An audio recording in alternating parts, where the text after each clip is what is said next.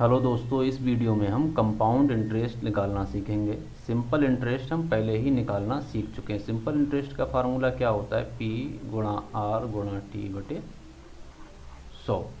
ठीक है, ये कंपाउंड इंटरेस्ट है। कंपाउंड इंटरेस्ट में हम सीधा क्या निकालते हैं? धनराशि। धनराशि मतलब मिश्र धन निकालते हैं।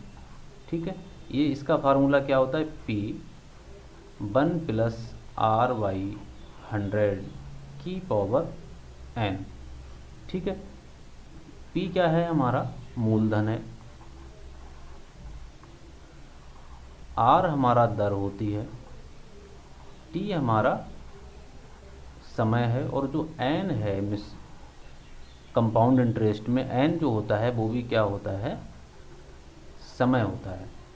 ठीक है, अब यहाँ पर कुछ सवाल हमने लिए हैं जिसकी मदद से हम कंपाउंड इंटरेस्ट निकालना सीखेंगे और ये देखेंगे कि सिंपल इंटरेस्ट की सहायता से भी हम कंपाउंड इंटरेस्ट निकाल सकते हैं।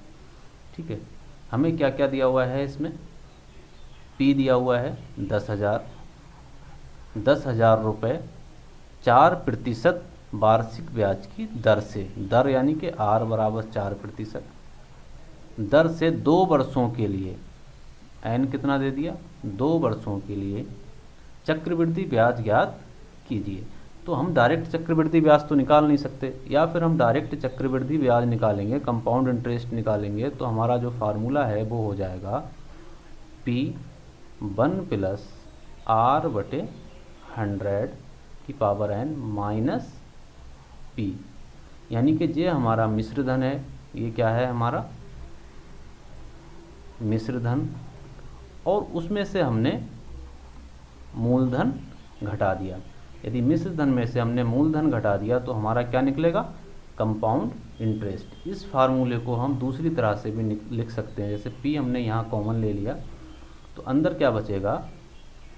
1 प्लस R बाई 100 की पावर n माइनस 1। ये हमारा फार्मूला होता है। ठीक है,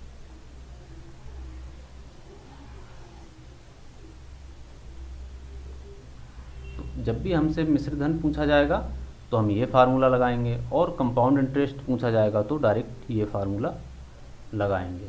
ठीक है,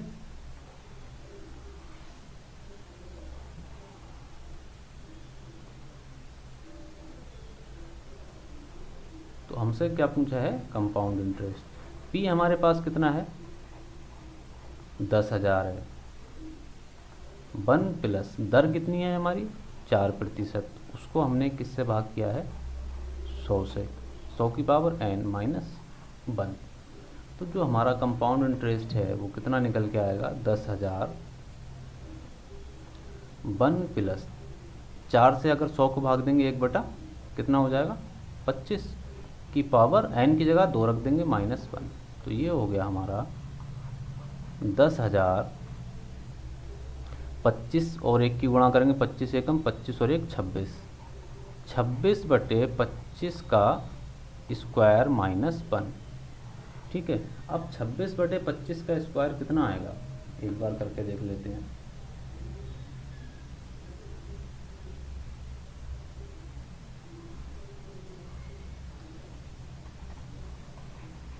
दस हजार 26 का आता है 676 और 25 का आता है 625 माइनस 1। तो ये आ जाएगा हमारा 10,676 माइनस 625 और बटे में आ जाएगा हमारा 625। ठीक है, 676 में से अगर हम 625 घटाएंगे तब हमारा आ जाएगा 51। तो ये हो गया 10,000 इंटू 51 बाई 625, 625। इसकी हम गुणा कर देंगे। इसको हल करने पर जो हमारा आंसर आ रहा है वो आ रहा है 816 रुपये। ठीक है, ये हमारा कंपाउंड इंटरेस्ट था। यदि हमें कंपाउंड इंटरेस्ट नहीं आता है और हम चाहते हैं कि इसको सिंपल इंटरेस्ट से ही हल किया जाए तब कैसे करेंगे? देखो, बहुत ही आसान है। सिंपल इंटरेस्ट पहले 1 साल का निकाल देंगे। 10,000 गुणा आर कितना है 4 गुणा टी पहले 1 साल का निकालेंगे बटे में 100 बटे में 100। 2 जीरो से 2 जीरो कट जाएंगे तो हमारा पहले साल का जो सिंपल इंटरेस्ट निकल के आया वो कितना आया 400 रुपये। अब करते क्या हैं, कंपाउंड इंटरेस्ट जब निकालते हैं तो जो ब्याज आया है हमारा वो अगले साल का क्या होगा, मूलधन हो जाएगा। अब जो हमारा नया पी निकल के जो मूलधन निकल के आया वो क्या हो गया 10,000 प्लस 400, तो ये हो जाएगा हमारा 10,400। अब हम ये पहले साल का था, अब सिंपल इंटरेस्ट हम दूसरे साल का निकाल लेंगे।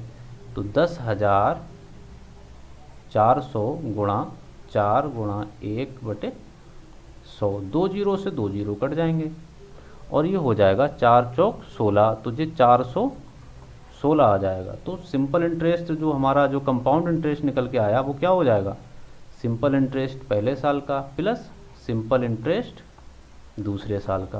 पहले कितना निकल के आया 400 प्लस 416, तो 816 हमारा आंसर वैसे भी आ रहा था और ऐसे भी आ गया। इसमें होता क्या है, जैसे जैसे साल बढ़ते जाते हैं तो जो हमारा ब्याज है वो मूलधन में जुड़ता जाता है और उस पर भी ब्याज लगता है। इसकी वजह से कंपाउंड इंटरेस्ट सिंपल इंटरेस्ट से ज़्यादा होता है। तो दोनों मेथड बता दिए, जो आपको अच्छा लगे उससे हल कर सकते हैं। ठीक है, अब अगला सवाल देखते हैं। 4,000 पर 2 वर्ष के लिए 20% ब्याज की दर से चक्रवृद्धि ब्याज की गणना कीजिए। देखो पी हमें दिया हुआ है 4,000, ठीक है, 2 वर्ष के लिए एन कितना दिया हुआ है 2, और जो हमारा रेट है दर है वो कितना दिया हुआ है 20%।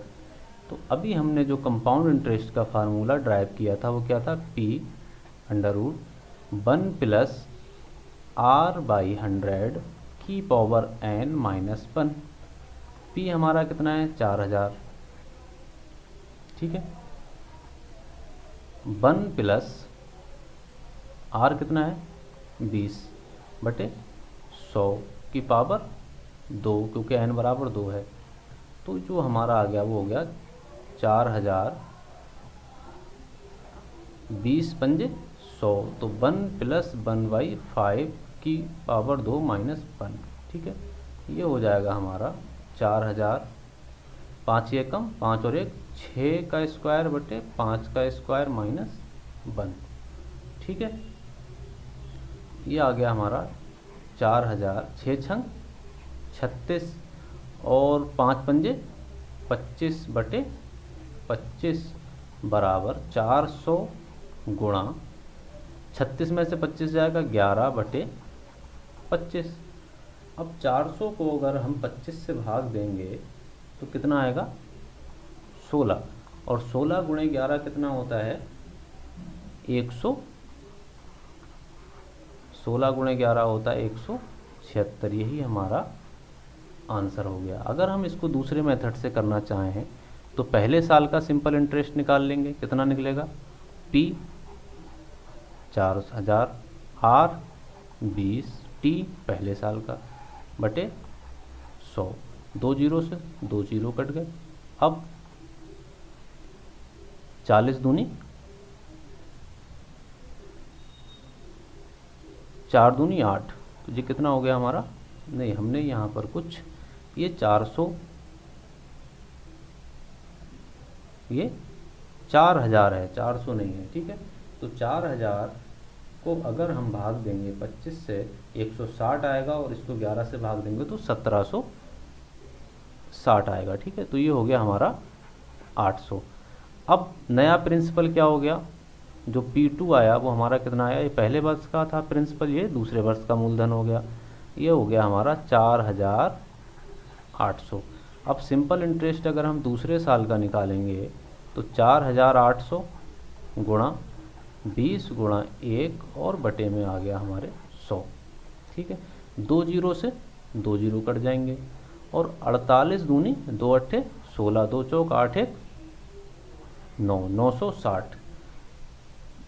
कंपाउंड इंटरेस्ट निकालना है तो हम इन दोनों को जोड़ देंगे, 800 प्लस 960, तो कितना आएगा ये 1760 हमारा आंसर होगा। देखो यहाँ पर भी यहाँ पर भी हमारा 1760 आया और यहाँ भी 1760 आया। तो जो मेथड आपको पसंद आए उससे हल कर सकते हैं, ठीक है। अगला सवाल जो है बच्चों वो हमारा ये है, 20% प्रति वर्ष की दर से 3 वर्षों के लिए चक्रवृद्धि ब्याज और साधारण ब्याज का अंतर 160 रुपये है, तो मूलधन ज्ञात कीजिए।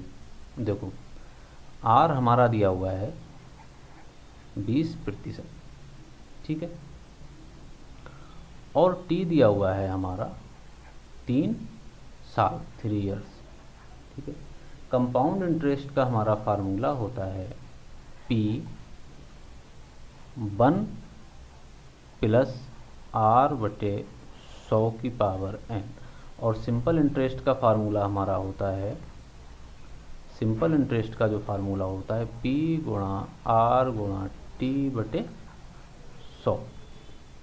और इन दोनों का जो अंतर है यानी कि compound interest minus simple interest का जो अंतर है वो किसके बराबर है, 160 रुपये के, ठीक है। तो आपको क्या बताना है, P बताना है, निकल जाएगा, बहुत ही आसान है। और आंसर आपको देना है कमेंट में। बहुत इंपॉर्टेंट सवाल है, अगर ये समझ में आ गया है तो, ठीक है।